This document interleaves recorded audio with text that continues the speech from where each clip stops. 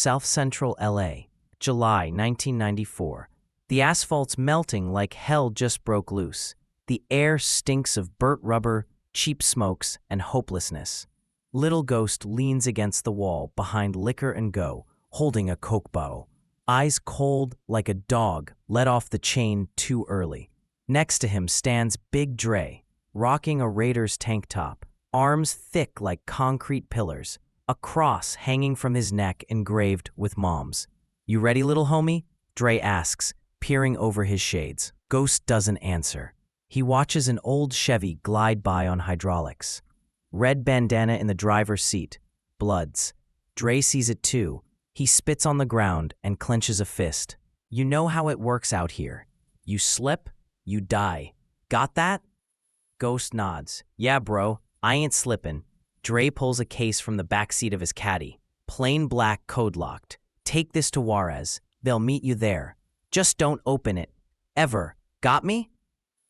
"Got you. If anything goes sideways, run. But don't run to the cops. Cops here worse than us." Ghost grabs the case. It's heavy, like his heart was the day his mom died and his pops got life. Clouds gather overhead. But rain don't fall much in LA. Here, the rain comes in bullets. Crenshaw ain't a street. It's a condition. You don't survive here. You shoot first.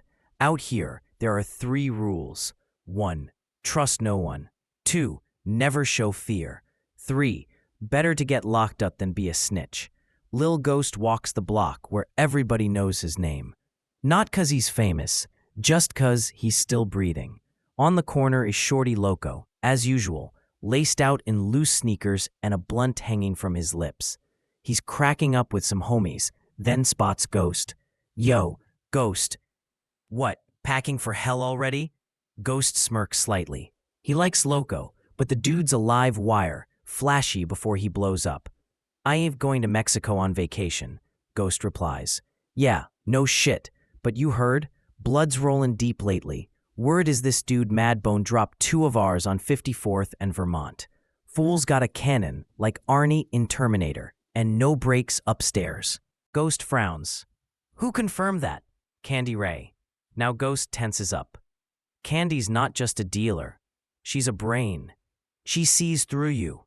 Lately, though, she's been distant, like she's scanning you for weakness. Ghost walks to her trailer. Inside it smells like incense and paranoia. Candy's sitting cross-legged, flipping through a psych book. "You snitching on folks now?" he asks.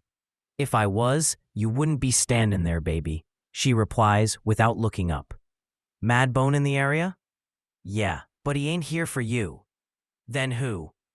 Candy lifts her eyes, slow and cold. "For Dre." Ghost steps out. The world shifts. Dre, his mentor, is a target. That means the game just changed. And if Dre ain't clean, everything Ghost believed might be a lie. At night, Crenshaw feels extra haunted. The moon's watching like a Fed with a badge, and sirens scream their nightly lullaby. Ghost is posted in Big Dre's garage, a place where every bolt has a backstory. Here they build rides that bounce like symphonies and stash heat when the boys in blue come snooping.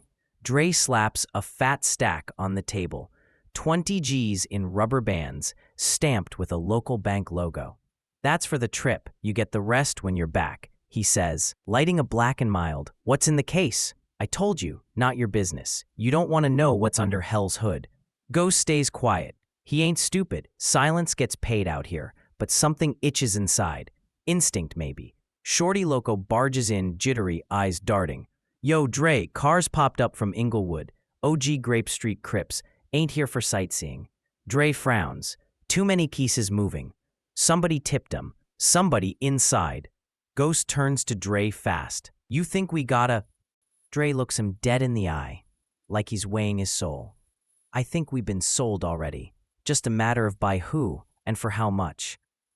Late that night, Ghost swings by Candy Ray's place. She tosses him a backpack. "Burner phone, backup IDs, and a map. You'll cross through Calexico. You got 3 days. After that, shit starts smelling." "Who else in on it?" "Nobody, just you. Everybody else, pawns. or landmines. Ghost eyes her. What about you? She stares back, unblinking. I'm not on the board anymore. The road to the California desert feels like a prelude to death. Dry, blistering, and so quiet it screams.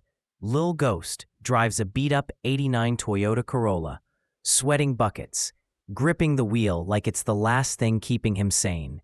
In the glove box, a map with a thick red circle, Calexico, 04. He's got 24 hours to make the border, and someone's got 24 hours to stop him. At a lonely gas station near El Centro, Ghost spots a white van parked in the shadows with its lights off. His gut screams, "Don't stop." But the gas tank's screaming louder. He pulls in. Inside, 3 men. 2 look like road trippers, but the third, scarred face, pinky ring with a skull. Ghost recognizes the mark. Los Diablos. He pretends not to notice. Fills the tank. But on the way to the register, they close in. "Hey, Chico," one says. "What's in the case?" "Air," Ghost replies. "Then no problem opening it, yeah?" Ghost hurls the case into one guy's face, spins, decks the second, sprints to the car, starts it mid-run. Bang! Rear window shatters. A bullet slams into the seat behind him.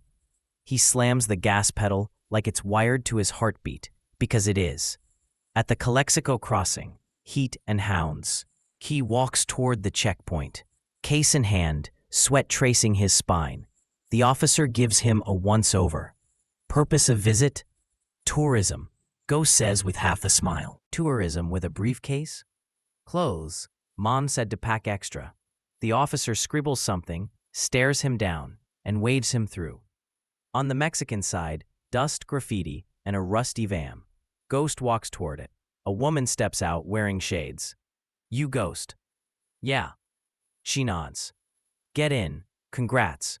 You crossed the first border, but it ain't the last one." A week later, Ghost returns to Crenshaw, but the air is different, thick, like just before a storm. People on the street turn away. Some nod too fast, others avoid his eyes. It ain't respect. It's fear. He heads to Dre's place. The door's answered by a young blood named Trigger. Twitchy eyes, pistol at the waist, like he hasn't slept in 3 days and already caught a body. Ghost? "Damn, bro, you shouldn't be here." Dre's gone. Left 3 days ago. Word is, the whole thing collapsed. The money, the product, the ties, all vanished. And Candy Ray? Gone too. Ghost doesn't answer. He moves through the block like a shadow. Inside, things are clicking. Who leaked the job? Did Dre run, or was this all part of the play? He walks into the old barbershop. That's where the OGs hang out. One of them, Uncle Lenny, used to run storage on 47th. "You late, Ghost. Whole new game started out here." "Who's on the board now?" Lenny looks up, slow and steady. "You are." That night, Ghost returns to Candy Ray's trailer. It's wrecked. Everything's gone, except one thing. An old tape deck with a cassette inside. On the label, "Play Me Ghost." He hits play. Static. Then Candy's voice. "If you're hearing this, shit went wrong. Dre's gone. Not by choice. They bought him. And you're the key." The cases weren't just money. They were leverage. Recordings. Connections. Power. If you're breathing, you got 2 options. Disappear, or come back and burn it all down. Morning in Crenshaw. Sky gray as concrete. Ghost stands in front of an old warehouse on 47th. The one that used to hold stolen whips and Uncle Lenny's grass.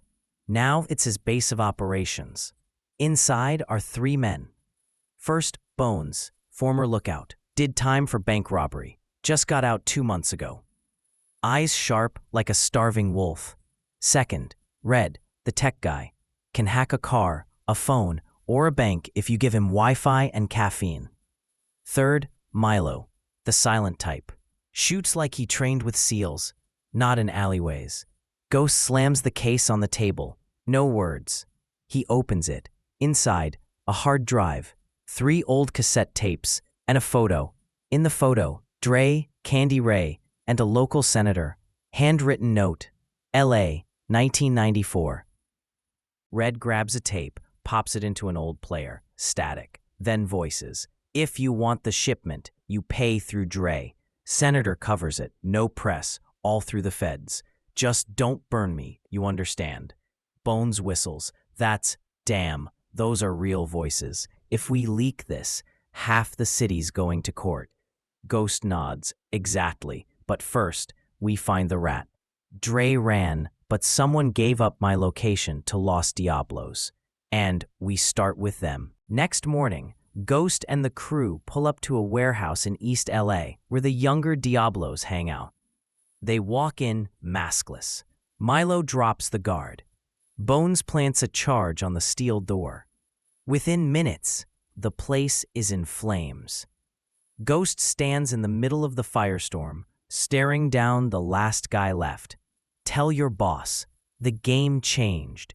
Now we're the feds, without the badge. 3 days later, Ghost and Red break into an old law firm downtown. Their cover? HVAC inspection. Their mission? Dig up files linking Dre, Candy, and the senator to 90s gun smuggling ops. Red hacks into the archive server. On the screen, folders labeled Project Mayflower, Op Silencer, GRIT. There it is, Red whispers. This ain't street. This is state level. They find a video, dated 1996. Dre sits across from 2 agents in suits. I'm not signing that. This is too far. We talk drugs. Now you want me pushing weapons into schools. One agent replies, see, you signed the moment you took the money. Play ball or get buried. Your call. Ghost slams the laptop shut. He didn't just sell out now. He sold out years ago. Meanwhile, Bones tracks down one of the cleaners, people who've been erasing witnesses.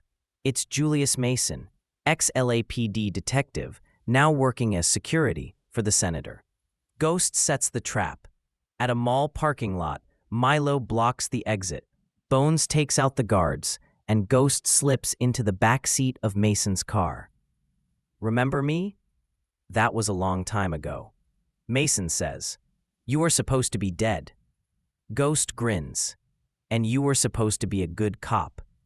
He tosses him a photo, Candy, the senator, and a folder marked Grit. You've got 24 hours to disappear. Then I'm coming for everyone, with names. Inside an old hangar in San Pedro, a shipment is being prepped. Containers labeled as construction equipment are actually filled with assault rifles, explosives, and ammo, all headed for South America under fake paperwork. Ghost contacts Red. You got the location? Yeah, 3 a.m. tonight. It'll be on a truck, driven by one of the senator's guys, Malik, ex-military. 4 guards, 1 with an RPG. Then we need a surprise. Ghost, Bones, and Milo head out beyond the city. They plant C4 on a bridge, not to destroy, but to track the truck. The plan? Stop it cold and show the world what's inside. Ghost records a video on an old Bonner phone. The senator's name is Richard W. Callahan. These containers, they're his. What's inside isn't meant for the streets. It's for wars no one's supposed to know about. Tonight, we take proof, not for the block, for the truth. He tells Red to blast the footage to journalists, whistleblowers, even DARPA. At 3:02 a.m., the truck hits the bridge. Boom, the exits are blocked. Milo smashes the windshield. Bones lays suppressing fire. Ghost rips open the container. Helmet cam recording everything. Inside, a case marked Grit with a biometric lock and 20 crates stamped, classified tech, DOD. This is it, Ghost says. Endgame. But it ain't over. Suddenly, Candy Ray breaks radio silence, secure channel. Ghost, you thought that was it? This is just the first wave. If you open that case, they'll come. Not for you, for anyone near you. Ghost clenches his fist. Then let 'em come. We won't leave a single one standing. The container, full of damning evidence, now sits in a decaying hangar on the edge of the Mojave Desert. Ghost and his crew sleep in shifts, guns always in reach. By morning, Red storms in, eye sharp, voice tight. We've got a problem. The video's out, but they're out too. DARPA, DOD, and something called the Erebus Unit. They're hunting. Ghost sits on a crate and mutters. Then it's real now. Same day, one of the Erebus vans is spotted near an abandoned radio tower. Ghost doesn't wait. He goes on the offensive, hacks the transmitter, and broadcasts a message. You hid this for decades. Now the streets know. If you're coming, come. But know this, I'm not alone. I'm the face of every life you sold out. Seconds later, a drone whirs above. Then 5 more. Combat begins. For real. Bones takes shrapnel in the shoulder. Milo snipes 2 drones. Red yells, "They're tracking us by satellite. This is a goddamn military op." Ghost grits his teeth, pulling out the last cassette, the one with Senator Callahan's voice, discussing civilian testing. Back in '93. This is it. Endgame. He uploads the tape through a secure channel. But at that moment, the hangar erupts in flames. The camera with the tape transmits just in time. But Ghost's fate is unknown. 3 months have passed. Ghost's name flickers like static, in headlines, in whispers. The streets boil. Congress trembles. But from Ghost's crew, nothing. No signal, no trace. Red lives in a motel near the Mexican border. Each night, he tunes an old radio, speaks into the dark. "G, it's Red. If you're out there, say something. Anything." Silence. Until one night, dripping water wakes her. On the bathroom mirror, written in condensation. "You thought I left? I became the echo." Meanwhile, in D.C., an emergency session unfolds. Senator Callahan receives a strange flash drive. He plugs it in. The screen goes black. Text appears. "You're not feared, you're studied, and soon rewritten." He snaps, screams, smashes the laptop. "This is war. He's alive." Everyone stares. A senator whispers. "Who?" Deep underground in Nevada, a hooded man sits in front of a server cluster. He's building something. Ghost didn't survive. He uploaded. Neural mapping. AI based on his choices, his voice, his memories. Ghost is no longer a man. He is code. He is the next evolution of justice. Final shot. Red turns the dial on the radio again. "G, is that you?" A voice replies. "Red, that wasn't the end. That was just the prologue."